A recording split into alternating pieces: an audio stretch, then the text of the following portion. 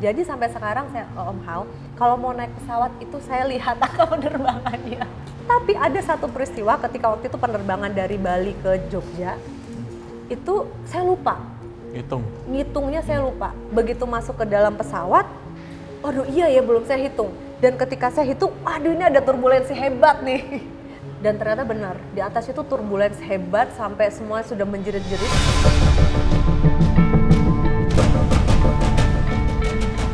Assalamualaikum warahmatullahi wabarakatuh. Salam rahayu, rahayu, rahayu bagi kita semuanya. Kembali lagi bersama saya dalam sesi podcast obrolan santai.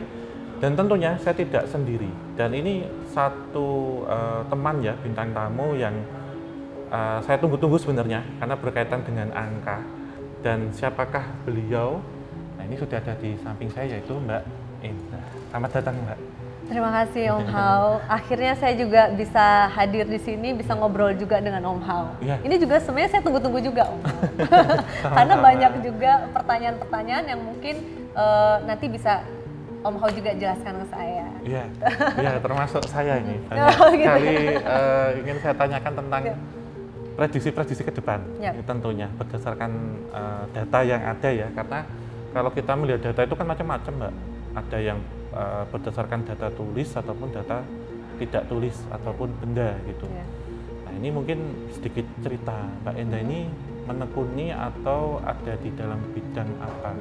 Kalau ini sebenarnya masuknya prekognisi loh Mbak. Oh gitu ya? Iya, jadi lawan dari retrokognisi. Gitu. Kalau retrokognisi itu kan melihat ya atau kita merekonstruksi lagi kejadian yang dulu pernah terjadi. Sementara prekognisi itu memprediksi satu kejadian atau peristiwa yang akan terjadi. Karena sifatnya, jadi prediksi. Karena prediksi itu kan probabilitas. Jadi di sini memiliki satu peluang atau satu kesimpulan, itu pasti 50-50 hasilnya. Dan bukan melihat ataupun menerawang ataupun juga memperkirakan. Yang digarisbawahi adalah melihat ya. Melihat satu peristiwa yang akan terjadi itu berarti kan mendahului Tuhan Yang Maha Kuasa. Betul. Tetapi kalau memprediksi itu kita memperkirakan, termasuk merekonstruksi. Berarti juga kita memperkirakan suatu peristiwa yang pernah terjadi di masa lampau. Makanya retrokognisi. Gitu. Ya, kalau selama ini kan memang saya menemukan satu metode Om Hao. Satu metode kalau misalnya ditanyakan ini apakah pernah belajar atau dari mana ya? Kalau ini saya murni saya temukan sendiri. Jadi by number, yaitu dari angka kelahiran. Kalau orang Jawa bilang apa ya? Mungkin ilmu titen. Ilmu titen, benar ya. Jadi ini benar-benar secara empiris saya temukan gitu. Jadi dari angka tanggal lahir ini bisa memprediksi ya. Tadi Om Hao bilang kayak karakter, potensi, kemudian alur hidupnya seperti apa, kemudian permasalahannya seperti apa, kemudian bagaimana solusinya. Karena kalau dari metode saya ini nggak bisa gebiah uyah. Ketika memberikan solusi itu nggak bisa gebiah uyah. Jadi harus melihat dari tanggal lahir seseorang juga. Dan untuk sementara ini memang saya konsultasi, membuka konsultasi itu untuk person, kemudian juga untuk perusahaan. Iya, kalau untuk perusahaan itu di bidang apa Mbak, kalau boleh tahu? Biasanya untuk assessment atau pemilihan pegawai ya, the right man and the right place. Oh ini cocoknya memang dia potensinya di sini gitu. Jadi perusahaan itu tidak perlu untuk membuang-buang waktu atau membuang-buang biaya ya. Jadi dia sudah tahu bahwa oh penempatannya memang orang ini memang tepatnya di sini. Kemudian kedua juga melihat frekuensi dari teamworknya sendiri. Gitu. Jadi ada orang itu yang tidak ada satu frekuensinya di tanggal lahirnya Om Hao. Itu agak susah itu, bagaimana mereka berkomunikasinya, kemudian bagaimana mereka mendelegasikan tugas-tugasnya itu memang akan mengalami kesusahan karena tidak ada satu frekuensi. Kemudian itulah yang saya menyatukan frekuensi di teamworknya itu juga. Iya, dulu bagaimana Mbak itu bisa menemukan tentang numerologi, belajar, otodidak, atau memang passion, atau bakat dan bakat yang tidak terlihat? Baik. Karena ini nanti untuk menjawab yang terakhir bakat ini akan saya korelasikan dengan ini kalau saya tarik itu siapa sih Mbak Indah? Gitu. Ini menarik banget. Past life-nya itu siapa gitu? Ini menarik banget karena itu adalah pertanyaan saya selama ini. Banyak orang yang bilang ini bukan cuma asal aja bisa menemukan metode ini, pasti ada gift kalau mereka membahasakannya gift ya. Kalau saya merasa bahwa ini pasti ada turunannya, gitu. Karena apa yang terjadi sama kita sekarang ini kan pasti ada penyebabnya di belakang sana ya, Om Hao ya. Kalau dari tanggal lahir, metode tanggal lahir saya seperti itu. Ini menarik banget sih. Iya, tentunya kita kan memang ada di satu dimensi. Kita tinggal dan hidup sekarang ini. Memang kita ada turunan ataupun memang kita ada satu bawaan dari para leluhur. Ini jelas ini yang pertama, Mbak. Karena tentunya kita ini kan terlahir dari para leluhur hebat yang dulu memiliki kemampuan spesialis dan juga anak cucunya ini yang nanti akan meneruskan atau mewarisi. Dan istimewanya kita tidak perlu belajar. Hanya nek wong Jawa ngomongnya manut gitu. Iya. Mungkin ini juga ada sedikit jawaban ya, Om Hao ya. Ketika saya menemukan metode ini, jadi memang saya menemukan metode ini sendiri, tidak belajar, kemudian tidak mempelajari juga, gitu ya. Jadi pada saat itu saya bekerja di salah satu perbankan, di mana di situ banyak saya memegang bagian legal. Kalau memegang bagian legal kan berarti banyak sekali data-data nasabah, termasuk tanggal lahir nasabah dari identitas mereka ya, Om Hao ya. Nah dari situ kemudian saya tertarik gitu, banyak sekali permasalahan-permasalahan ya yang terjadi di nasabah-nasabah ini, permasalahan hidup, kemudian termasuk juga ketika mereka ada kredit macetnya gitu ya. Dari situlah akhirnya saya terbersit gitu loh, apa sih sebenarnya yang melatar belakangi mereka seperti ini, kemudian apa sih solusinya. Nah dari situ kemudian saya ambil tuh data-data dari nasabah-nasabah itu, kemudian saya mulai itu. Itu langsung ngitung gitu, Mbak? Ada seperti bisikan atau kepingin aja waktu itu? Pada saat itu saya kayak ini mengkotak-kotakan ya. Angka 1 ini mostly orang punya karakter seperti ini. Jadi yang saya temukan pertama kali adalah karakter dari seseorang. Berdasarkan tanggal lahir? Berdasarkan tanggal lahir. Itu dulu yang saya kulik. Karakter orang ini dengan tanggal lahir seperti ini, bulan ini karakternya seperti ini gitu. Itu agak lama, Om. Iya. Ketika saya merumuskan gitu ya karakter orang. Kemudian dari karakter, tentu saja dari karakter juntrungannya ke yang lain ya. Permasalahannya dia apa dengan karakter dia seperti ini gitu. Kemudian rezeki ketika kita menikah, ketika kita punya anak itu kan ada ya. Iya, benar. Ya. Jadi dari ketika mereka menikah pun akhirnya saya rumuskan lagi tuh. Ternyata ketika menikah kodenya berubah. Kode kehidupannya berubah. Ketika punya anak, kode kehidupannya juga berubah. Gitu. Tapi ada yang namanya kode long last, kode panjangnya mereka sampai tua itu mereka berada di kode apa? Ada begitu ya. Itu sudah hitungan pakemnya ya, Mbak ya? Iya. Ini seperti rumus matematika ya, Om Hao? Iya, rumus ya. Jadi ketemu. Jadi saya masih ingat ketika dulu masih kuliah S1 itu ada mata kuliah statistika dan probabilitas. Saya masih ingat banget dosen saya menjelaskan itu kalau hitung weton, kemudian numerologi, kemudian ngitung angka togel itu, semuanya nggak ada yang kebetulan. Dan ini bukan berkaitan dengan metafisik. Jadi jangan salah ya nanti Sobat Japanika ya dan teman-teman semua. Dalam perhitungan weton, numerologi itu tidak ada kaitannya sama gaib. Ini semua berdasarkan data yang pernah ada. Betul. Data yang pernah ada itu menghimpun nama, menghimpun karakter, menghimpun semua data orang itu. Betul. Berdasarkan data itu sehingga dahulu leluhur kita kan menyimpulkannya misal begini Mbak Indah, ada 1000 responden yang lahir tanggal 10. Kecenderungannya itu dikumpulkan jadi data, diambil nilai rata-rata. Kemudian dicari simpangan baku, simpangan rata, frekuensinya seperti apa, ketemu data yang ini dipakai rumus. 1000 tahun kemudian ada orang lahir tanggal 10. Kita ambil datanya, ternyata seperti ini, kecenderungannya seperti ini. Jadi ini by riset dan analisis yang mendalam. Betul, gitu. Karena menemukan ini juga by riset banget, Om Hao. Jadi nggak ujuk-ujuk itu, tiba-tiba menemukan gitu ya, enggak. Berarti waktu itu bisa diketahui ya, misal orang yang contoh nih tanggal 20 ini bayar angsurannya seret gitu, ketemu itu Mbak? Bisa. Bisa. Berarti kalau mau minjemin uang ke teman bisa lihat dari situ ya? Bisa. Kemudian juga akhirnya pernah juga diminta diperbantukan ya, Om Hao ya, di salah satu lembaga keuangan juga untuk menurunkan NPL, kredit macet. Masing-masing orang itu kan ada caranya bagaimana kita masuknya ya. Gitu. Jadi ada juga yang meminta bantuan seperti itu juga. Oh iya iya. Oke, ini penasaran ini. Kita ngitung mana dulu nih, Mas Tata? Mau boleh. Tanggal Siapa lahirnya duluan? KTJ apa tanggal lahirnya podcast Oksan Nanti tetap aja Om Hao juga harus dihitung dong. Oh iya. Tanggal pernikahan mungkin. Tanggal KTJ dulu aja mungkin. Boleh. KTJ itu Bandung 13 Februari 2018. Dibentuknya tanggal sini. Nah, ini menariknya gini, Om Hao. Kalau misalnya tanggal pernikahan, tanggal dibukanya perusahaan, itu aku harus menganalisa juga orang-orang yang ada di sini. Iya, iya. Gitu. Jadi nggak sekedar angka ini tuh bagus apa enggak ya, gitu enggak. Tapi siapakah yang menjadi orang-orang di KTJ ini? Oh iya iya. Itu juga. Kemudian akhirnya disinkronkan dengan tanggal berdirinya KTJ. Oh iya. Ya kalau untuk tanggal ini itu sebenarnya tersusun banyak angka 13. Oke. Ada 4 orang di situ 13, termasuk saya. Oke. Ya. Dan 13-nya itu susunannya linear, Mbak. Gimana itu? Jadi ada 13-2. Oke. 13-3. Oke. 13-4. 13-4.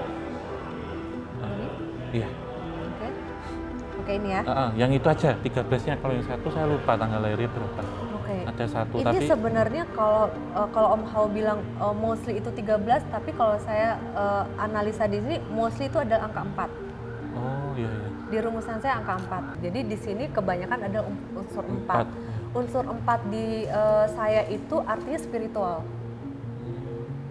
Spiritual. Jadi tidak hanya spiritual tetapi ada nilai religinya juga.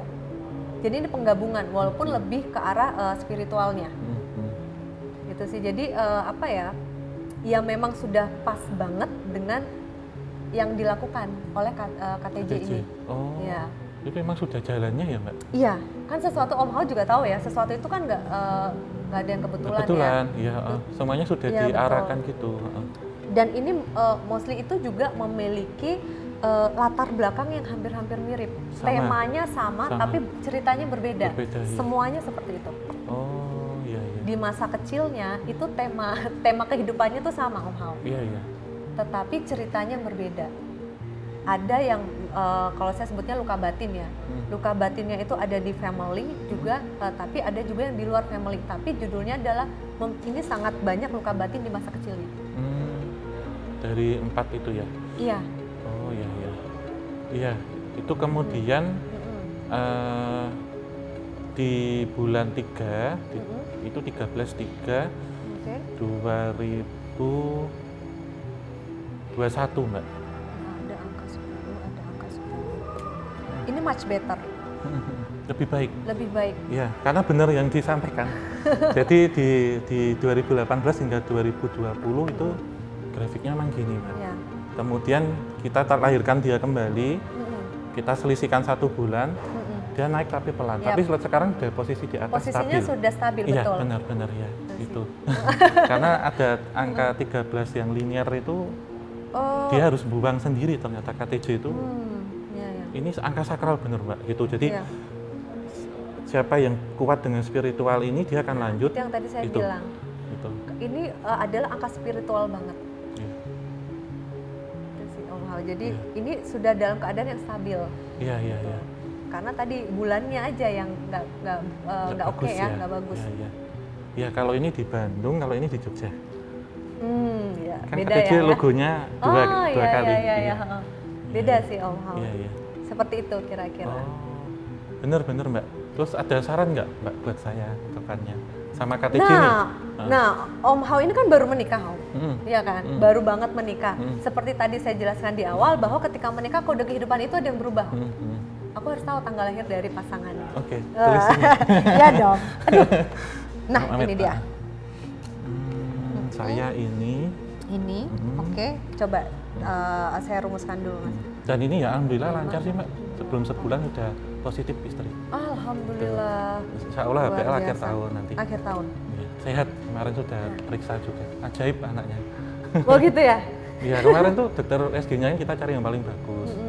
Dicek itu sudah bentuk anak, baru 8 minggu. Terus dokternya bilang perkembangannya cepat, langkah katanya. Dan ini ya ngimpi-ngimpinya aneh-aneh gitu.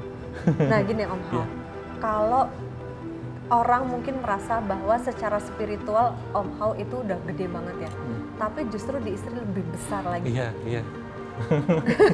Lebih besar lagi, jadi istri ini suhunya saja nih.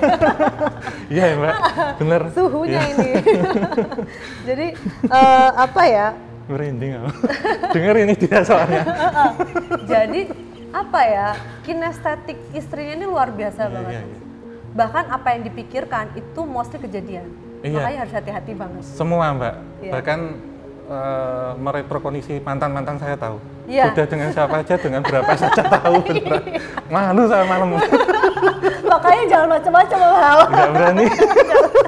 HP saya aja dia tahu kok, passwordnya tik langsung masuk kok. Ini berarti sebenarnya kata hati Om Hao ini kata hati pasangan saya juga sebenarnya ya. Iya, Takut juga mungkin ya. Takut kalau macam-macam ya. Iya benar. Nggak mau dia Mbak, mau dikasih tahu. Wes dulu ya dulu. Ketika sama saya jangan aneh-aneh. Apapun caranya, apapun jalannya saya tahu. Katanya dia langsung bilang gitu. Nah, itu persis yang saya katakan juga Om Hao. Iya. Jangan macam-macam karena mungkin saya tidak mengatakan gitu, tetapi saya tahu. Iya. Apapun itu ya Mbak, benar ya. Benar gitu ya. Jadi secara spiritual, secara apa ya, itu lebih besar tanggal lahir dari istrinya. Oh iya. Gitu. Karena kuat banget ini. Iya. Kuat banget. Kemudian tanggal nikah kita Mbak. Nah, kalau untuk sebenarnya nih mungkin kita agak berbeda ya Om Hao ya. Mungkin kalau misalnya dari ilmu Jawa ketika tanggal lahir Om Hao itu disandingkan dengan istri itu ada clash-nya. Iya. Gitu. Kalau di saya justru dari tanggal lahir walaupun ini karakternya sangat berbeda ya. Clash-nya itu lebih ke arah karakter. yang sangat-sangat berbeda. Iya. Jadi saling mengisi kekurangan. Iya, perbedaan itu kan saling mengisi akhirnya. Iya, benar. Tetapi kalau dari tanggal lahirnya antara Om Hao sama istri itu memang langsung berada di kode yang namanya kode hoki. Oh gitu. Kode keberuntungan. Iya. Gitu, jadi ada orang yang mengawali pernikahan itu dari bawah ya kodenya. Secara finansialnya. Tapi kalau Om Hao sama istri ini alhamdulillah memang langsung berada di kode atas. Tapi nanti kalau ada anak beda lagi. Kode itu berubah. Oh gitu ya. Tergantung dari tanggal lahir anak. Si dianya ya. Nah, rencana HPL November sih Mbak. Nah, ketika November disatukan dengan tanggal lahir Om Hao sama istri, itu dia memiliki kode star. Oh. Kode star itu kode apa ya? Kode terlihat. Jadi ini bisa menjadi seorang yang lebih lagi daripada seorang Om Hao. Iya. Gitu. Itu katanya memang kemarin waktu saya sama istri kan baru masuk 3 bulan ke Keraton Solo. Itu memang penyambutannya beda waktu ke sana. Gitu. Jadi waktu itu diarahkan untuk di depan Sasono ya, kemudian ke Sumur 9 sama diminta foto di Sinuhun, Pakubono 10 dan Permaisuri di situ. Dan waktu periksa sih yang unik sih Mbak, dokter itu bilang ini masih masuk 8 bulan karena kontrol yang kedua. Langka kejadian seperti ini, karena anak ini langka gitu. Ya waktu di USG udah gerak, udah bentuk bocah. Oh, padahal gitu. itu harusnya baru berbentuk ini ya? Iya, udah utuh bahkan udah kelihatan hidung gitu, terus detak jantungnya itu udah stabil anaknya. Gitu. Jadi ya memang kita tinggal di satu daerah yang diapit Gunung Merapi dan Gunung Lawu dan tidak jauh dari Sungai Bengawan. Nah, berbicara tentang Keraton Solo nih, Om Hao, saya kan juga ada rasa penasaran gitu. Karena untuk sejarah, kemudian untuk leluhur itu kan masih minim pengetahuan yang saya dapatin gitu, Om Hao. Kan kita bertemu itu kan bukan sesuatu yang kebetulan. Iya. Jadi ini kemungkinan dulu leluhur saya dan leluhurnya Mbak Enda ini pernah ketemu ratusan tahun yang lalu, ngobrol dalam satu ruang yang sama. Yang diomongkan nggak jauh beda dari angka. Gitu. Jadi dari semalam ya Mbak ya, sesuatu hal yang saya tangkap itu cucu-cucunya ketemu lagi, foto-fotonya gitu. Jadi ini saya ngobrolnya agak halus agak ini karena dari tadi merinding. Gitu. Ketika ini baru pengalaman saya baru ini ya, maksudnya memang sebelumnya ketemu dengan teman-teman yang dari masa lampau seperti halnya dengan Mbak Sarah Wijayanto, Mbak Lisa Saraswati, dengan Mbak Intan juga ya. Itu yang saya rasakan sama Mbak. Jadi memang wayahe untuk ketemu gitu, dengan kemampuan masing-masing dan tentunya setiap orang itu tidak memiliki satu kemampuan yang sama, pasti akan mengisi. Ya, ini sudah kelihatan ya, ada satu tentang Keraton Solo. Nanti sebelum masuk ke situ, saya boleh minta tolong lagi Mbak, ini yang tadi terkait tanggal ininya, ini soalnya saya ada 2 opsi waktu itu. Di tanggal 30 bulan ini dan tanggal 3 bulan 2. Bulan ini bulan April ya? Tapi akhirnya kita putuskan di 3 bulan 2, walaupun waktu itu dengan persiapan yang seadanya gitu, tetapi istri saya itu mantap di tanggal itu. Tanggal 3 bulan 2, 32, 2023 harinya Jumat Kliwon gitu. Untuk kita nikah waktu itu. Ini ada yang namanya kode kurang di ini ya, di pernikahan ini gitu. Ada yang namanya kode kurang. Kode kurang ini berarti harus berhati-hati sekali dengan ketika finansial naik, berarti yang harus dijaga adalah rumah tangganya gitu. Ketika rumah tangganya baik, berarti finansialnya agak turun. Kalau saya sih lebih memilih finansial naik kemudian dijaga hubungannya, keharmonisannya. Karena tadi saya bilang ini karakternya sangat berbeda. Gitu. Kalau istri itu kan lebih sensitif ya. Sensitif sekali. Tapi ada sisi maskulinnya. Gitu. Kalau Om Hao ini lebih ke perasa. Jadi perasa, kemudian kalau istri itu lebih menangkap bahwa agak kurang peka ya.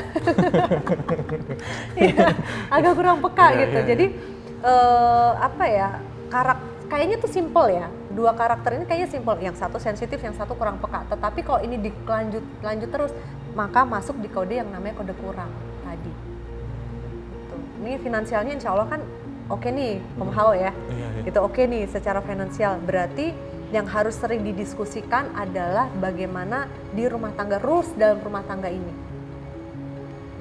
Rulesnya itu harus cetol gitu loh. Ini arahnya mau kemana gitu. Gitu. Karena kalau istri sih dia punya bakat yang luar biasa banget, potensi yang luar biasa banget dalam menciptakan uang. Benar ya. Cuman uangnya luar biasa emang Mbak. Bahkan kode rezekinya itu lebih bagus di istri. Gitu. Hokinya saya di situ ya. Hokinya di istri. Nah ini kalau istri ada datang nih langsung ya, list belanjaan kayaknya langsung muncul. Iya benar. Kalau ini kalau orang Jawa bilang istri yang rezekeni ya benar. Ini adalah istri yang rezekeni karena pintu rezekinya itu nanti Om Hao itu tidak hanya di sini aja. Di ranah konten ini aja gitu loh. Tetapi nanti bakalan banyak banget bisnis-bisnis yang akhirnya kalian juga kerjakan.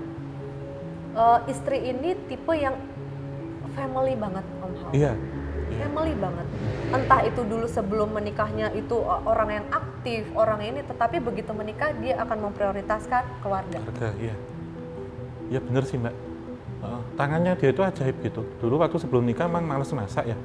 Tapi sekarang jangan salah, kodenya itu jago banget Om Hao. Apapun masakannya itu saya nggak tahu ya, cuma uplek-uplek kayak hari ini itu dia bilang aku masak apa gitu, dia jadinya Chinese food semua Mbak, Oriental food semua masakannya itu. Dan aku bilang ini kemarin kita makan di sana di restoran ini kok nggak jauh beda sama masakanmu, aku bilang gitu. Tapi memang arahnya kuliner Om. Kuliner. Benar kuliner. Dan apa yang dipegang itu bisa menjadi uang. Kalau saya ngomong gamblangnya gitu ya. Karena kode rezekinya itu memang lebih bagus. Dia nggak punya kode masalah sama uang. Yang punya kode masalah sama uang adalah di Om Hao.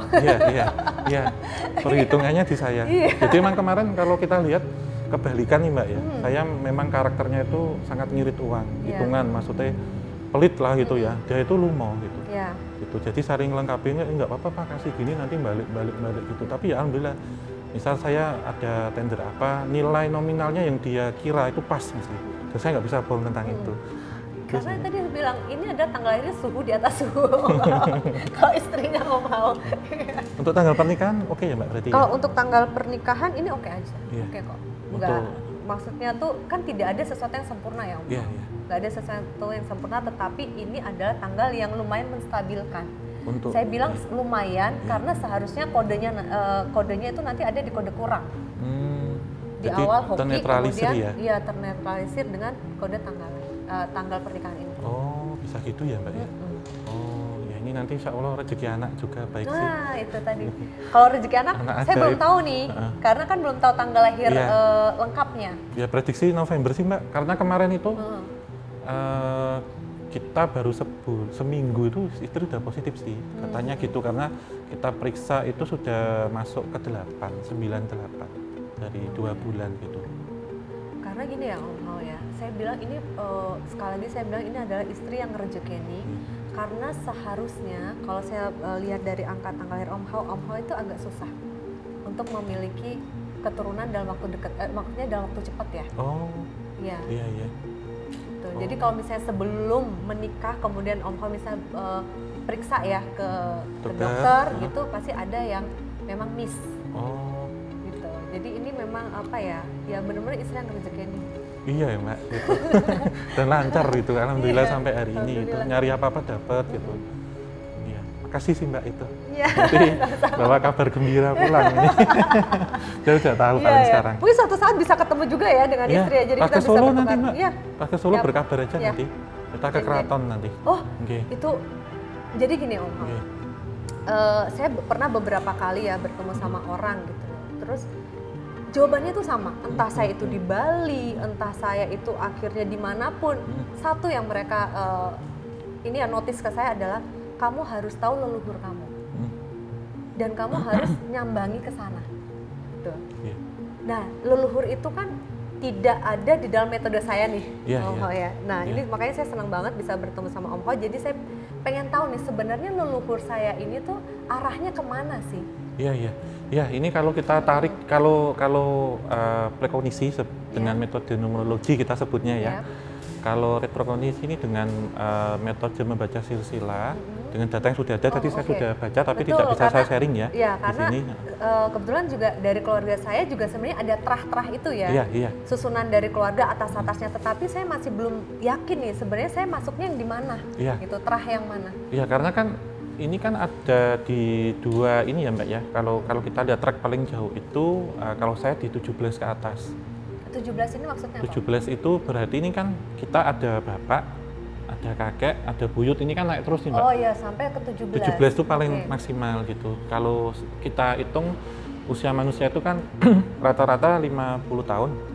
Berarti kalau 17 itu kan di kisaran 700 sampai 800 tahun yang lalu. Gitu. Jika kita ambil rata-rata setiap orang tuh 50 tahun ya Mbak ya. Dari kita sekarang ya. Ya berarti 700, 800 hingga 900 tahun. Pertama kali ini kalau hari ini kan Mbak lebih dekatnya di Kebumen. Gitu. Nah, di Kebumen ini memang silsilah yang paling banyak di sini adalah menjabat sebagai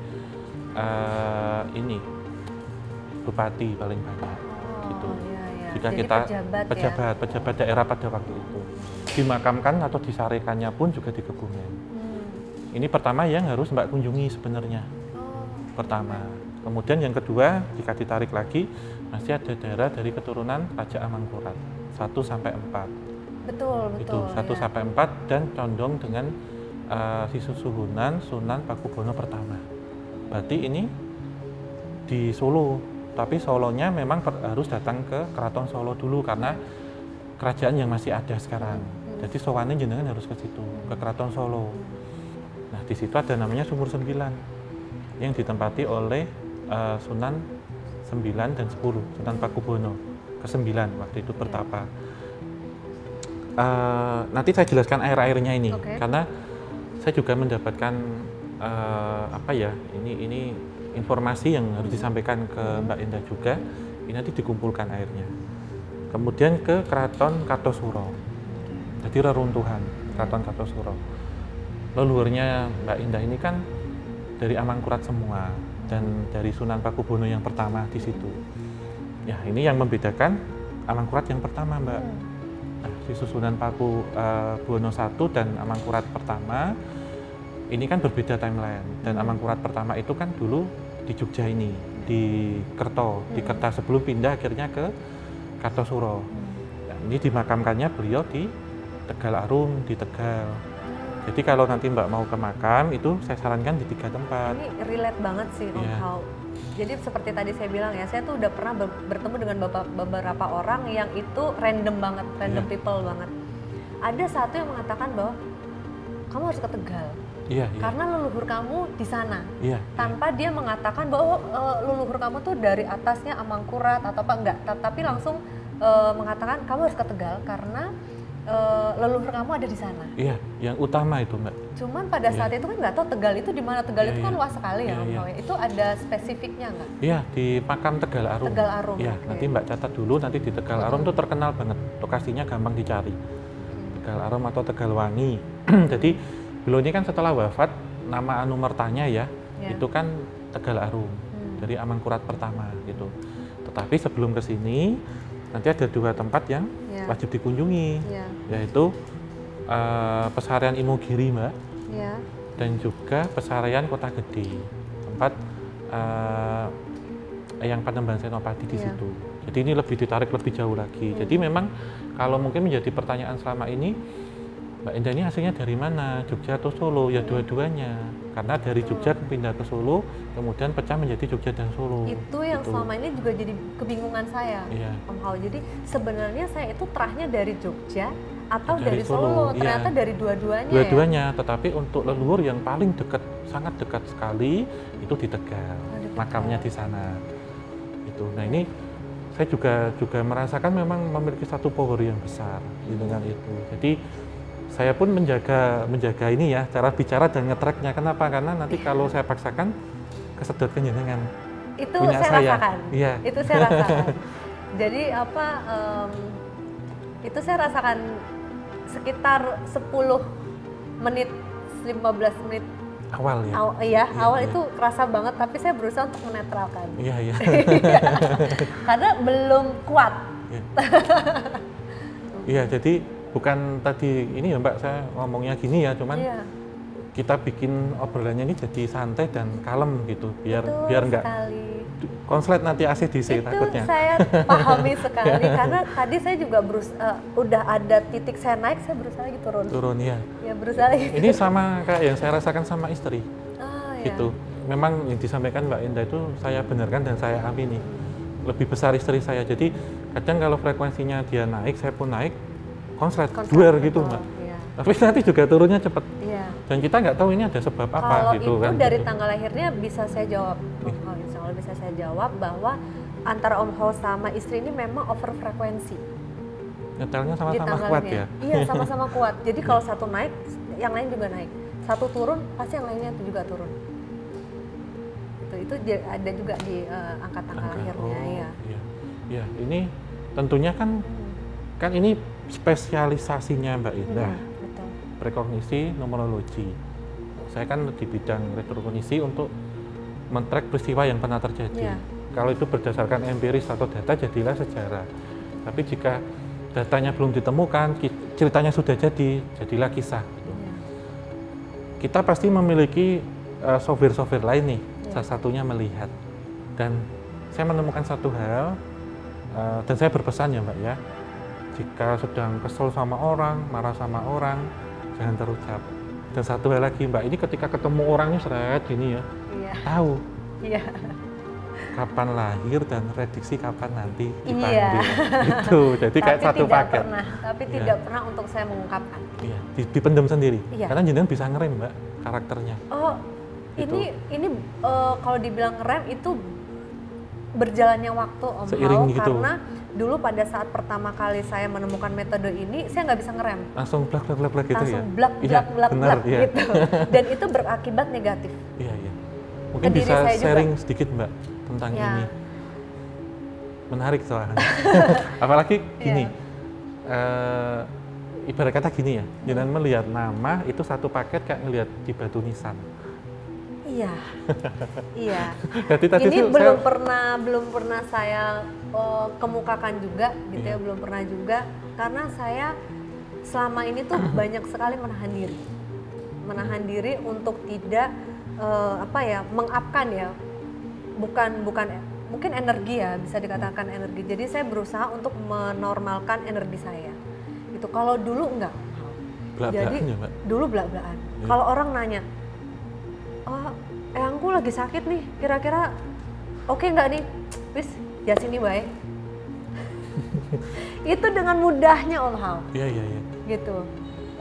Kemudian misalnya nih, wah ini nih Peggy, arahnya kemana nih? Wis santai wae. Iki dowo. Masih panjang gitu loh, masih panjang. Jadi enak banget Om Hao.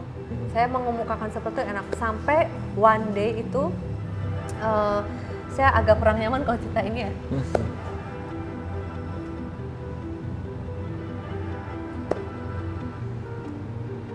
Keluarga Mbak? Sahabat. Teman dekat ya? Kebetulan rumahnya dekat sini, jadi energi itu tuh Kerasa banget. Iya. Jadi saya punya sahabat yang pada saat itu saya prediksi, saya hitung karena dia gaya hidupnya sehat banget. Gaya hidupnya sehat sekali, kemudian nggak pernah kita dengar dia itu sakit sama sekali gitu ya. Ada tisu? Ada rasa penasaran, iseng, karena itu baru awal banget saya menemukan bagaimana orang itu nggak ada dari waktunya ya, orang itu nggak ada, itu baru awal-awal saya temukan gitu rumusan itu. Kemudian setelah itu ketika saya rumuskan, seminggu kemudian dia nggak ada. Sekarang saya rumuskan, ini seminggu lagi dia nggak ada. Jadi dari situ dulu ada ya BBM group ya. Iya. Itu saya udah bilang bahwa kita minggu depan kita akan ngumpul, tapi di rumahnya sahabat saya ini. Itu saya nggak bisa, seminggu itu saya nggak bisa tidur Om Hao. Beberapa hari, 4 hari itu saya nggak bisa tidur sama sekali. Kemudian itu kebayang-bayang terus, muka itu saya kebayang, kenapa dia bisa meninggal? Karena dia dalam keadaan yang sehat walafiat. Pada saat itu ada dulu namanya PET ya, medsos PET itu. Di situ dia bilang bahwa lebih mending sakit hati daripada sakit telinga. Kenapa dengan telinga? Kenapa telinga itu bisa mengakibatkan dia nggak ada? Ternyata pada saat 2 hari sebelum meninggal di rumah sakit Panterapi, kita dengar bahwa dia langsung masuk ICU karena DBD. DBD yang sudah menyerang telinga dan sudah menyerang pembuluh darahnya ya. Tepat pada saat saya hitung dia nggak ada, dia benar-benar nggak ada. Dari situ saya berjanji tidak akan menghitung kembali. Walaupun kadang-kadang ketika melihat tanggal lahir orang itu langsung kesirat ya. Itu kan udah langsung kadang-kadang otomatis ya. Iya. Otomatis gitu, tapi itu saya langsung hapus dan sampai sekarang alhamdulillah itu tidak lagi secara otomatis muncul. Software-nya ini nggak diaplikasikan gitu ya? Iya, karena saya percaya bahwa intuisi itu ibarat otot ya. Ketika kita latih itu akan semakin kuat. Ketika kita tajam. Tidak latih, berarti dia semakin lemah. Dan saya tidak mau melatih itu kembali. Gitu. Jadi tadi benar ya kalau Mahau bilang bahwa dengan dulu itu, dengan melihat seseorang, dengan melihat tanggal lahirnya itu sudah ada data bahwa ini memang akan tidak ada pada saat ini. Jadi seperti kasarannya, mohon maaf ya Mbak, kayak ngelihat batu nisannya. Iya, betul. Nama, lahir, karena saya menemukan rumusan itu, saya mendatangi batu nisan. Iya, gitu. Saya mendatangi makam, kemudian saya catat tanggal kelahirannya, saya catat tanggal kematiannya, kemudian saya rumuskan dan ketemu rumusan itu. Berarti memang ya benar ya, ketika Tuhan itu sudah menulis suratan takdir ya, apapun itu ya, ketemu dengan siapa, rezekinya sejauh mana, meninggalnya kapan, lahir kapan, punya itu apa, sudah ditentukan. Jadi yang benar kata pepatah ya Mbak ya, rezeki tak akan tertukar gitu. Betul sekali, betul sekali. Benar ya Mbak ya. Ini ada cerita juga ya? nih, ada cerita juga Om Hao. Jadi saya tuh kan fobia banget ya dengan yang namanya naik pesawat. Iya. Fobia sekali sama naik pesawat. Ketinggian enggak, tetapi ketika begitu duduk di pesawat itu fobia itu langsung muncul. Nah, sampai akhirnya saya merumuskan penerbangan, nomor penerbangan yang Om Hao. Jadi waktu itu saya ingat banget ada salah satu penerbangan maskapai yang gitu. Maskapai itu yang angkanya itu iya. Itu beberapa kalau nggak salah beberapa bulan sebelumnya tuh saya bilang ini angka ini harus diganti karena ada angka misteri dan ada angka kehilangan di tanggal lahir itu. Dia harus diganti. Dan kemudian beberapa kali maskapai tersebut juga akhirnya ini ya mengalami musibah ya. Terbanyak gitu ya. Ya, dan kemudian akhirnya diganti. Tapi waktu itu saya bilang, saya pernah utarakan itu kan ke salah satu lah orang maskapai itu, kemudian dia bilang, oh kalau memang ada musibah memang harus diganti. Angka penerbangan itu harus diganti gitu. Jadi sampai sekarang Om Hao, kalau mau naik pesawat itu saya lihat angka penerbangannya. Iya, angka penerbangan saya lihat dulu. Tapi ada satu peristiwa ketika waktu itu penerbangan dari Bali ke Jogja, itu saya lupa. Ngitungnya saya lupa. Begitu masuk ke dalam pesawat, waduh iya ya belum saya hitung. Dan ketika saya hitung, waduh ini ada turbulensi hebat nih. Nanti itu arahnya adalah 50-50. Itu harus saya pendam karena saya nggak boleh ngomong sama orang kan Om Hao. Jadi saya pendam. Itu saya udah mau lari aja tuh dari pesawat, tapi saya ditahan jangan karena itu sudah kondisinya udah mau take off gitu. Dan ternyata benar, di atas itu turbulence hebat sampai semua sudah menjerit-jerit, bahkan pramugaranya juga sudah menginstruksikan dengan suaranya yang keras gitu ya, bahwa semua harus tenang. Itu cerita aja Om Hao. Ini kan tentunya itu tadi ya Mbak ya, saya biar nggak lupa. Dengan ini juga apa yang dikatakan tuh jadi loh Mbak. Oh iya. Terutama yang negatif. Itu saya tahan sekali. Jadi sekesal-kesalnya, seemosi apapun, semarah-marahnya, intinya mending menjauh, jangan ini ya, nyumpai orang. Gitu. Jadi hari itu loh. Iya. Iya. Gitu. Karena energinya luar biasa itu tadi. Makanya itu tadi Om Hao, saya itu sekarang selalu hidup berusaha untuk di posisi yang netral secara emosi. Jadi ketika senang berlebih, sudah mulai senang saya pasti netralin. Sedih berlebih pasti saya selalu netralin. Ketika marah berlebih saya juga selalu netralin gitu. Mengendalikannya. Berusaha untuk mengendalikan. Namanya kita manusia, kadang-kadang kan kita ada sisi loss-nya ya. Tapi benar kata Om Hao, saya menjaga sekali ucapan untuk tidak keluar. Iya, iya. Kalau ini Mbak, interaksi interdimensional. Ini juga pengen metafisik. Saya ingin banget tanyakan sama Om Hao itu adalah saya bisa memvisualkan, maksudnya bisa melihat lah ya makhluk-makhluk astral, kayak misalnya kuntilanak, bahkan mungkin ketika saya lagi berkendara saya bisa ngerem mendadak karena tiba-tiba ada yang entah anak kecil, entah apa yang lewat. Gitu. Dan itu benar-benar visualnya nyata. Iya. Gitu. Nah, tapi ketika saya berusaha untuk berkomunikasi dengan mereka, itu pasti terjadi sesuatu itu yang nggak baik.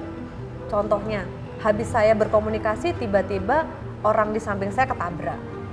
Ketika saya memvisualisasi, tiba-tiba mobil saya duar, gitu. Jadi banyak hal yang kayaknya menurut saya dalam kacamata saya itu kayak tabrakan energinya. Apakah benturan itu benar atau benturan banget? Iya, benar Mbak, benturan. Jadi benturan ini terjadi di entitas astral. Justru malah di entitas astralnya ini jarang terjadi. Saat ini kan auranya Mbak Indah itu menarik nih, karena manusia itu kan ada 3, menarik, dijauhi, dan netral.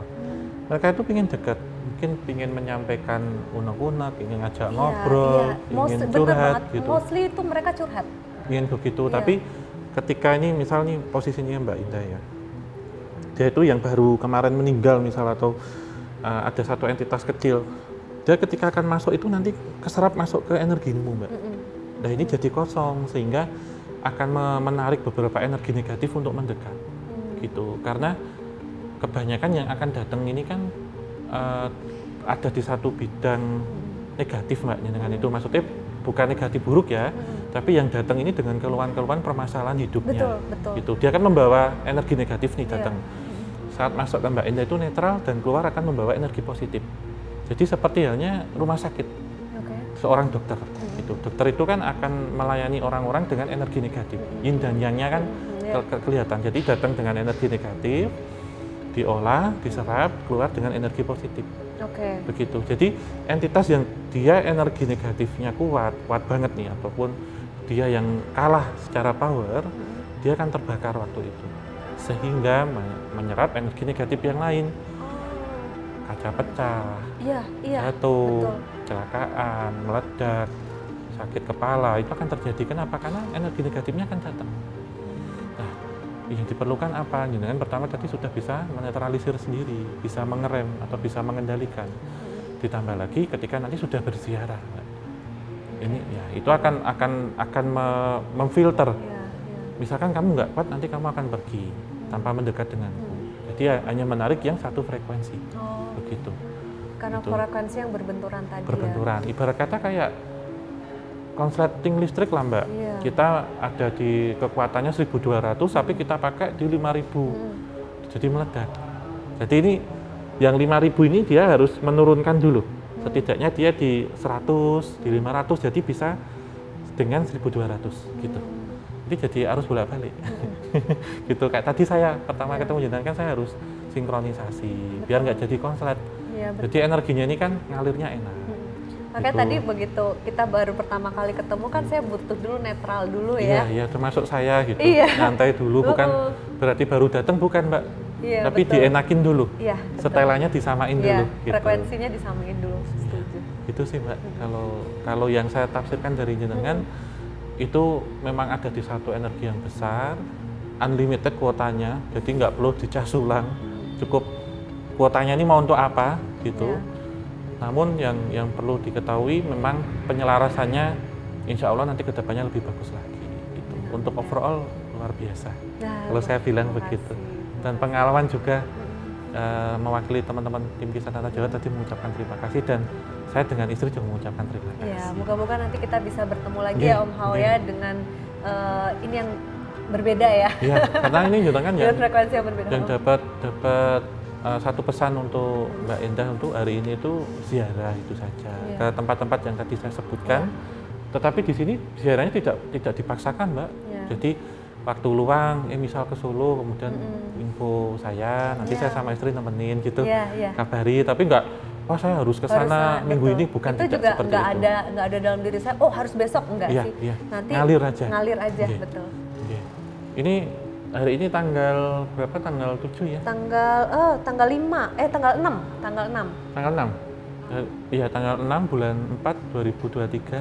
Ada apakah ini hari ini antara ini kita bertemu semuanya? Gini, Om Hao. Jadi sebagai sebelum kita tutup ya. Jadi di tanggal ini lagi-lagi ya.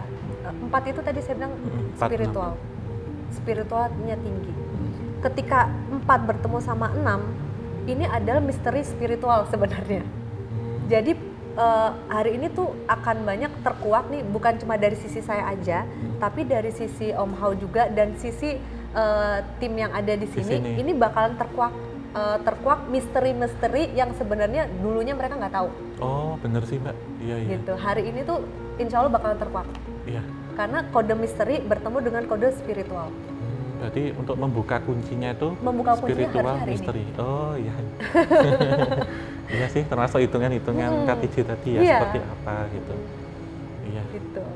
Iya, karena dulu sempat saya hitung-hitung sendiri sih Mbak tentang banyaknya angka 13 di KTJ itu.